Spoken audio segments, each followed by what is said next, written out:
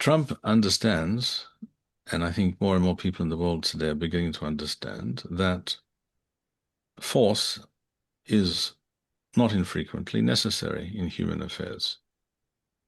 That you cannot run the world on diplomatic niceties and smiles and cocktail parties and all manner of agreements and understandings and what have you. It just doesn't work.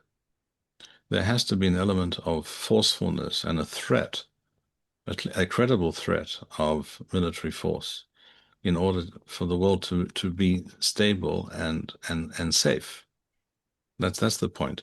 It's precisely because of Obama and Biden that we ended up with the kind of world in which we find ourselves today, because they were so weak, they projected weakness, no credible threat of military force, because the the woke believe that force is always by definition evil, immoral, wrong, reprehensible.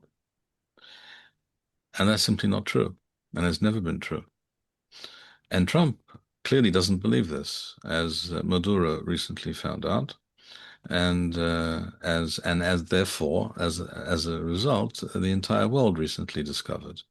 In other words, the Iranians, they're also probably about to discover something similar in the near future, and the Russians and the Chinese. These are not good people. These are evil people. One has to be able to actually enunciate that fact and say there are good people or better people, imperfect, but not as bad as those guys over there. And there are really evil actors in the world, and they have to be faced with shows of force and a uh, credible threat or possibility of military action and of forcefulness and not being nice and not being congenial and and what we hear in recent although Trump said it for the first time, I believe, already in 2019, the Minyanam, that America needs Greenland. Well, that's true.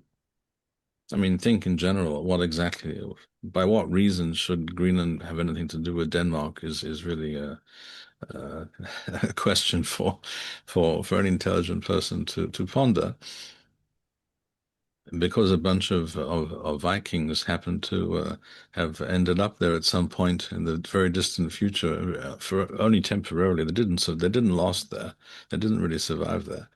Therefore, it's somehow connected to Denmark, etc. Well, that's I don't know why anyone would buy such a claim.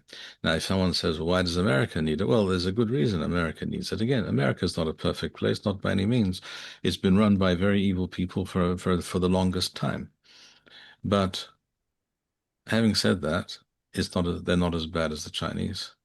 They're not as bad as the Russians, the Iranians, and all the rest, and the Islamo Nazis. So you have to make trade-offs and make choices in the real world, in human affairs. And we happen to have today, the world happens to have today, the United States happens to have today, and therefore we happen to have today a much more positive person in the White House who is willing to do that which has to be done.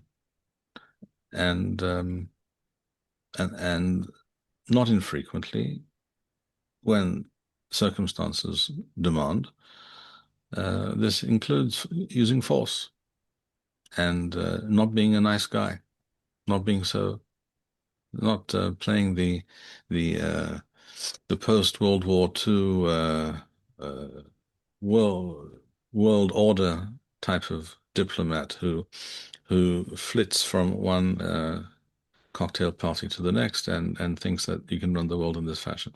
When you truly believe in that, then what you in actual fact are doing, what you are enabling and facilitating, is the uh, encroachment on most of humanity of the true evildoers.